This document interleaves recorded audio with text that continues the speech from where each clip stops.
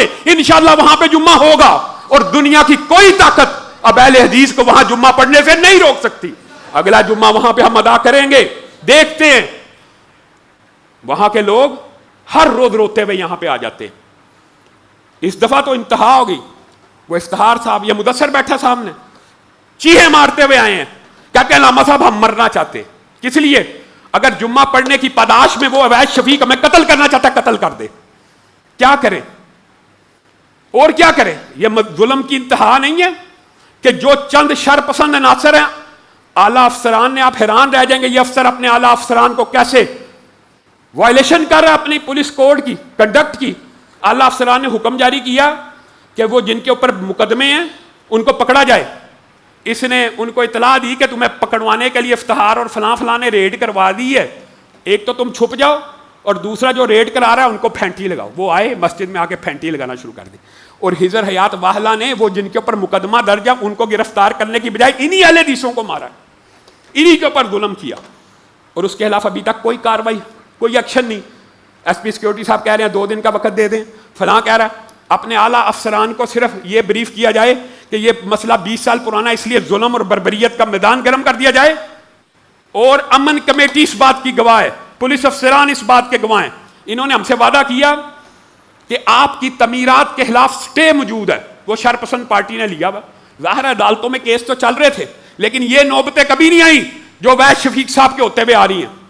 انہوں نے وعدہ کیا اگر آپ وہ سٹے خارج کرواتے ہیں تو ہم آپ کے ساتھ کھڑے ہو کے تعمیرات کروائیں گے۔ اول تو یہ بھی نہیں تھا کہنا چاہیے، ہم کسی کے پابند ہیں، وہاں پہ باتھ روم بنانا ہے تو جی شرپسندوں سے پوچھا جائے، پنکھا لگانا ہے شرپسندوں سے پوچھا جائے، پلستر کرنا ہے شرپسندوں سے پوچھا جائے، سیڑھی لگانی ہے شرپسندوں سے پوچھا جائے۔ شرپسند پولیس سے بھی اوپر چلے گئے ہیں۔ بہرحال انہوں نے کہا کہ اگر آپ وہ سٹے خارج کرواتے ہیں ہم آپ کے ساتھ کھڑے ہو کے تعمیر کروائیں گے۔ سٹے خارج کروا دیا، وہ سٹے ایس پی آفس میں جمع کرا کے سیڑھی لگانے کی کوشش کی، اسی ایس پی نے ایس ایچ او کو بیچ کے وہ سیڑھی کٹوا دی۔ پھر بھی آپ کہتے ہیں یہ جانبدار نہیں ہے۔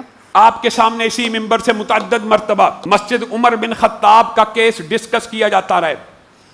ایک ایک بات ہمارے کم از کم اہل حدیث اسکول آف تھاٹ اور مکتبہ فکر کو پتا، دیوبندی اور بعض بریلویوں کو اگر نہ بھی پتا ہو، اس مسجد کے اندر بور کی رکاوٹ کا واقعہ ہو آپ کے علم میں، کتنا عرصہ وہ پانی بند رہا، پانی کو جاری کروایا گیا۔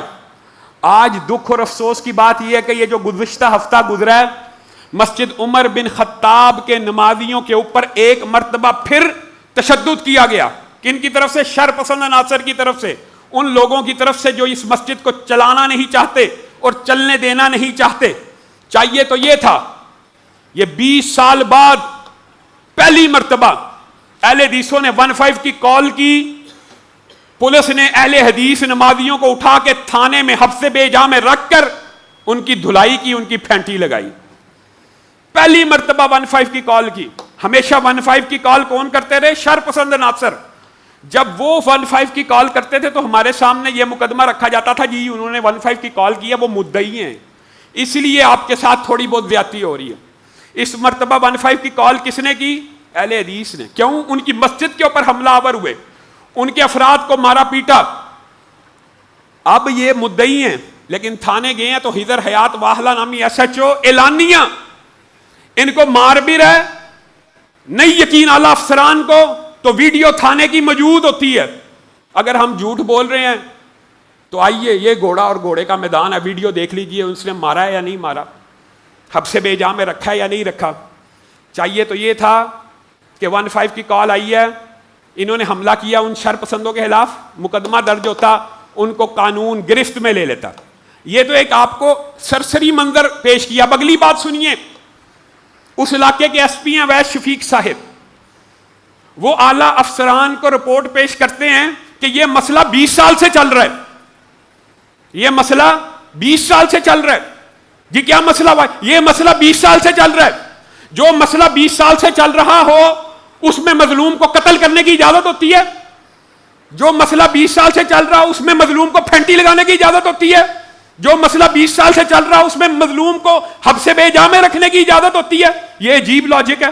اعلیٰ افسران کچھ غور کریں، کچھ سوچیں، جو لوگ اس مسجد میں رکاوٹ ڈال رہے ہیں، یہ جی میرا کیا قصور ہے؟ میرے سے پہلے سے یہ 20 سال سے یہ مقدمہ جی چلا آ رہا ہے, میرے پہ علامہ صاحب برس پڑتے ہیں, اہل حدیث میرے پیچھے پڑ گئے ہیں, مجھے شر پسند لابی کہہ رہے ہیں. اور بھائی 20 سال میں آج تک کسی نمازی کو چپیڑ نہیں پڑی, کسی کو پھینٹی نہیں لگی, آپ کے ہوتے ہوئے لگی ہے. آپ یہ اس بات کو ڈینائی نہیں کر سکتے. آپ نے کیا کارروائی کی ہے ابھی تک ایس ایچ او کے خلاف؟ آپ نے ان نمازیوں کا جن کے اوپر تشدد ہوا ہے حبس بیجا میں رکھا, آپ نے ابھی تک پرچہ کاٹا ہے؟ آپ مجرم ہیں. کس طرح یہ بھی سن لیجیے, اعلی افسران نوٹ کریں کس لیے مجرم ہے.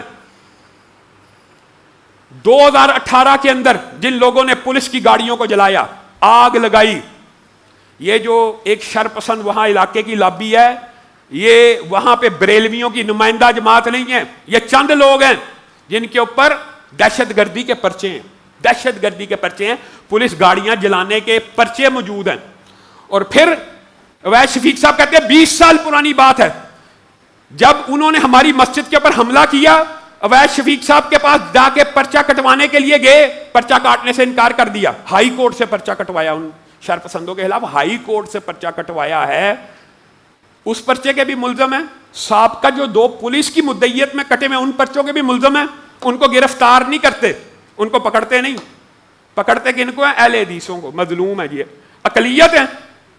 آپ کا اویس شفیق صاحب, آپ کا اور ریاست کا نقطہ نظر یہ ہے کہ اگر کوئی قادیانی بھی عبادت کرنا چاہے اس کو حق دیا جائے گا, اور اس کی حفاظت کے لیے آپ پولیس کھڑی کریں گے.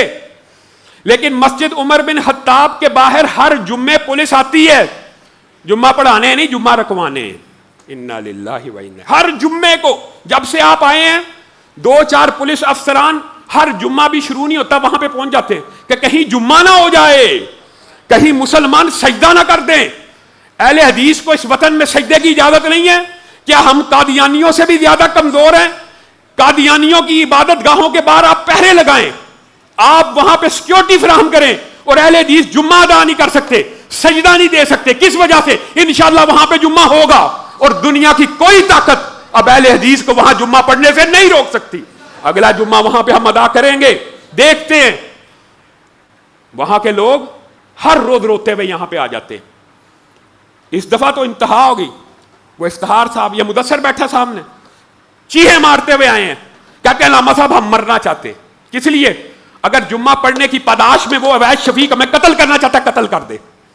کیا کریں اور کیا کریں؟ یہ ظلم کی انتہا نہیں ہے کہ جو چند شر پسند عناصر ہیں اعلیٰ افسران نے, آپ حیران رہ جائیں گے یہ افسر اپنے اعلیٰ افسران کو کیسے وائلیشن کر رہا ہے اپنی پولیس کوڈ کی, کنڈکٹ کی.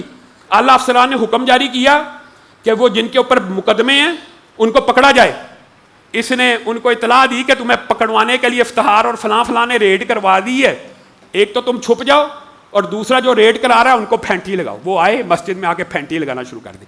اور حضر حیات واہلہ نے وہ جن کے اوپر مقدمہ درج ہے ان کو گرفتار کرنے کی بجائے انہی اہل حدیثوں کو مارا, انہی کے اوپر ظلم کیا, اور اس کے خلاف ابھی تک کوئی کاروائی, کوئی ایکشن نہیں. ایس پی سیکورٹی صاحب کہہ رہے ہیں 2 دن کا وقت دے دیں, فلاں کہہ رہا ہے. اپنے اعلیٰ افسران کو صرف یہ بریف کیا جائے کہ یہ مسئلہ 20 سال پرانا, اس لیے ظلم اور بربریت کا میدان گرم کر دیا جائے. اور امن کمیٹی اس بات کی گواہ ہے, پولیس افسران اس بات کے گواہ ہیں. انہوں نے ہم سے وعدہ کیا کہ آپ کی تعمیرات کے خلاف سٹے موجود ہے, وہ شرپسند پارٹی نے لیا ہوا. ظاہر ہے عدالتوں میں کیس تو چل رہے تھے, لیکن یہ نوبتیں کبھی نہیں آئیں جو اویس شفیق صاحب کے ہوتے ہوئے آ رہی ہیں. انہوں نے وعدہ کیا اگر آپ وہ سٹے خارج کرواتے ہیں تو ہم آپ کے ساتھ کھڑے ہو کے تعمیرات کروائیں گے. اول تو یہ بھی نہیں تھا کہنا چاہیے, ہم کسی کے پابند ہیں. وہاں پہ باتھ روم بنانا ہے تو جی شر پسندوں سے پوچھا جائے, پنکھا لگانا ہے شر پسندوں سے پوچھا جائے, پلستر کرنا ہے شر پسندوں سے پوچھا جائے, سیڑھی لگانی ہے شر پسندوں سے پوچھا جائے. شر پسند پولیس سے بھی اوپر چلے گئے ہیں. بہرحال انہوں نے کہا کہ اگر آپ وہ سٹے خارج کرواتے ہم آپ کے ساتھ کھڑے ہو کے تعمیر کروائیں گے. سٹے خارج کروا دیا, وہ سٹے ایس پی آفس میں جمع کرا کے سیڑھی لگانے کی کوشش کی, اسی ایس پی نے ایس ایچ او کو بیچ کے وہ سیڑھی کٹوا دی. پھر بھی آپ کہتے ہیں یہ جانبدار نہیں ہے, یہ متعصب نہیں ہے, پھر بھی آپ کا یہ نقطہ نظر ہے. کیا کاروائی کی ہے آج تک ان شر پسندوں کے خلاف؟ 5 یا 10 بندوں کے ہاتھوں آپ بلیک میل ہو جاتے ہیں کہ ان کی تعداد زیادہ ہے, وہ اکثریت میں ہے, یہ بھی جھوٹ ہے.